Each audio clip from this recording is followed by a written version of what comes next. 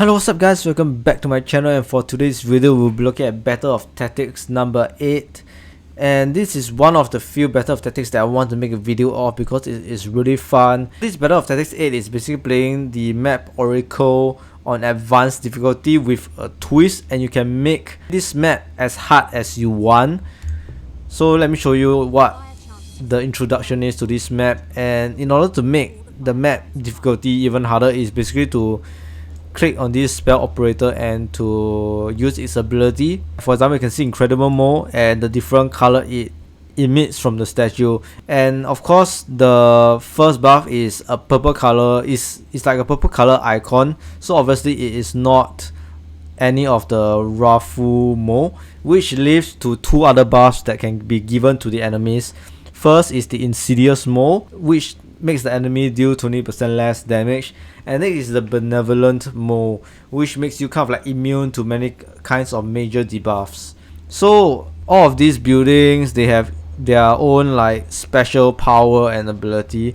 The easiest way to explain how the spell operators work is that by following the Wheel of Gifts. So if you activate this spell operator for the red color Wheel of Gifts, it gives the enemy 20% more damage.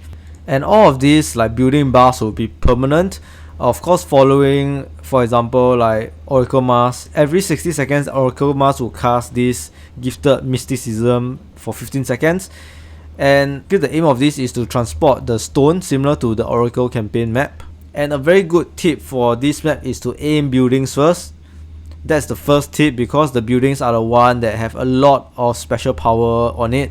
For example, Frontier Keep would freeze any units approaching the buildings, and there's like the Infernal Machine, which damages your units whenever it's close to any enemy buildings. And also, of course, this Oracle Mask, which kind of like grants 100% immunity to your enemy's troops.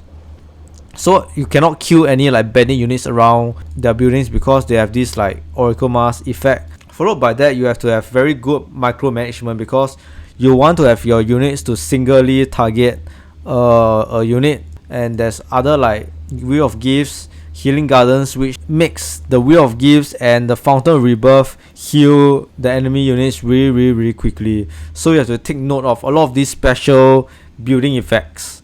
And without further ado, this is my deck, and let me show you how I clear this Battle of Tactics number 8 on maximum difficulty. So I'll classify this map into 3 main stages. First is to capture the camp. Second is to clear all the bandit surrounding camps and transport the stone wagon. And lastly is to kill the boss in Umbabui at the end of the game. So for the first part of the map is really simple. I'll just be using Wind Reverse with a support spell like Surge of Light to heal my Wind Reverse, and also Hurricane.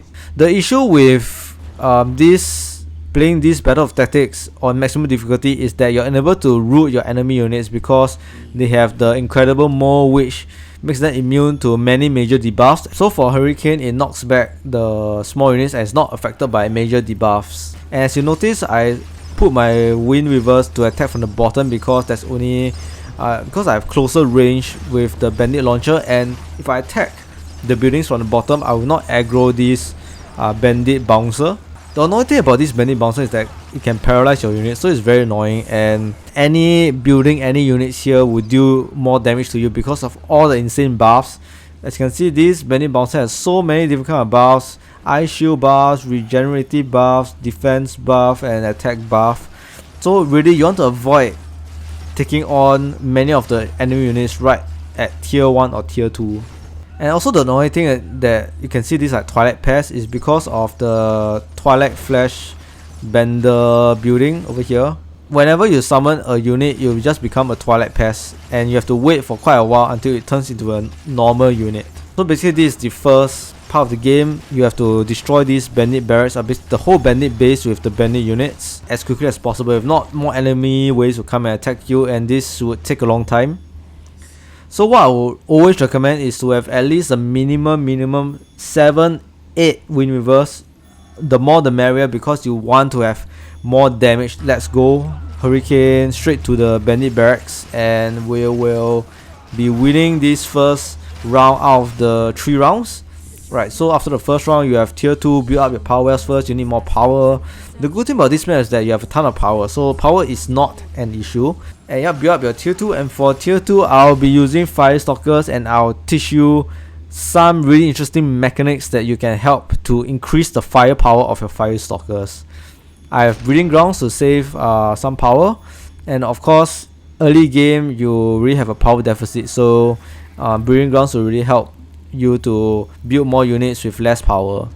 Right, so for this I would want to have at least 9 fire stalkers. The more the better, because you're able to deal damage quickly and just take down the buildings before the enemies kill your fire stalkers or attack you.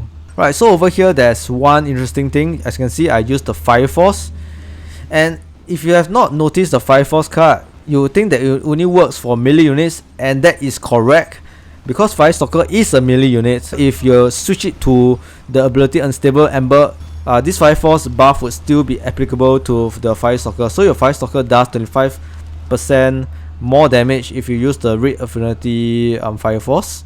So this is a little bit of a trick that you can use. The game considers Fire Stalker as a melee unit. And the second one is this base. So I'll show you how I destroy the second base. Of course, in the meantime, you should have at least 7-8 Wind Weavers at your base to protect your monument, and at the same time, when you destroy this like stone storage, there'll be like birds spawning, and you really need a lot of Wind Weavers to take down those like bandit birds. And once these 2 buildings is down, or even like this bandit launcher, what you should do is build a couple of motley traps. Later I will show you when the time comes. So I'll be doing a little bit of a cat and mouse, attack the enemy and go back. But once you have your motley traps ready, you are able to take down a lot of the bandit units, because the motley trap deals a lot of damage when it's exploded. Yeah, I just want to take down more buildings. So for me, I would be taking down quite a few buildings, because after I lay my motley traps, I want to make sure that I don't have to come back again to destroy the base. So the motley traps is the last thing I'll lay down to make sure that once the traps are built, there will be no turning back. So yes, I'll be building 3 or 4 motley traps. Around there is a good number. Curse of Oink, and go ahead and destroy the bandit buildings first. Bandit buildings destroy, and your motley traps will be the one that will help you kill a lot of the bandit units. Once done, I will switch it to the melee mode, because these like bandit steel guards has protection against range attacks. I think about 50% melee attacks will be better.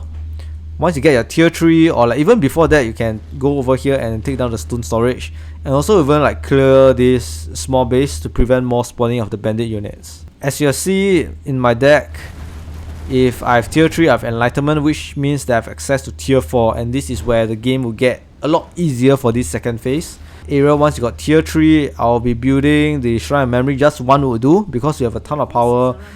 We don't really need simultaneous 2 Shrine Memories to get back our void power. And I will also be building Wheel of Gifts to have my fire dragons deal more damage. As you can see, enlightenment and this toilet pest is my fire dragon. So the 2 most important Wheel of Gifts to build first is the attack one and the regenerative one. And all these fire stalkers, you can kind of like kill them off because you don't really need it. You got your fire dragon. So I'll continuously build more fire dragons. I will best 2 to 3 fire dragons and destroy all the enemy's base over here. Just destroy the whole thing. So the issue, if you take a long time to complete this map, is that stronger bandit units would spawn and attack your monument at the center. So make sure to not delay. The best bet is to always build more of your units, more fire stalkers, more wind weavers, and push. This map and this bot 8 is all about firepower. Have your fire dragons destroy all the buildings first, and I reiterate to attack the buildings first, because the buildings are the one that has a lot of these crazy buffs. For example, if you go close to the building, the frontier key will freeze your troops, and even the infernal machine will deal damage to your troops. And now I will have my fire stalker here take up my 4th monument, and when you got your 4th monument, it will be really easy. Alright, destroy all of these buildings. This is the second last stone storage, and if you want to delay the game, make sure to not destroy this last stone storage over close to your first monument, because there will not be a long dialogue for this bot 8, Because for the normal oracle, when you transport all the stone to the middle, there will be a long dialogue, but for this, the dialogue is skipped.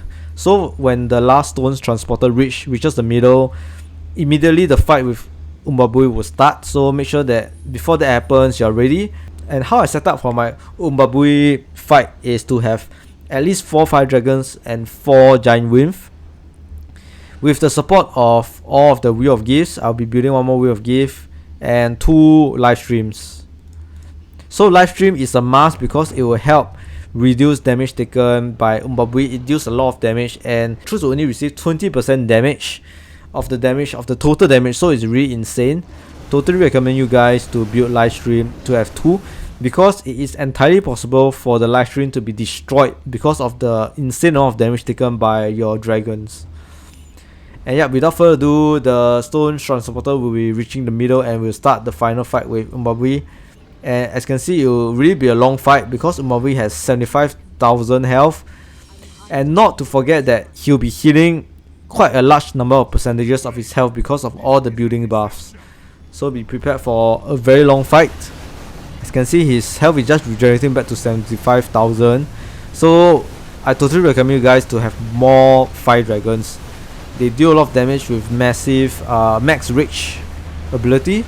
So just continue to attack the Umbabui. And as you can see, the live stream is working very well. My dragons are not being killed. Without the live stream, they'll be taking really a ton of damage and they would die, because this is a rather long fight. This is how I complete Battle of Tactics 8 on advanced difficulty, on max difficulty as well. So if you guys enjoyed my video, don't forget to hit the subscribe button, and I'll see you guys again real soon for the next video.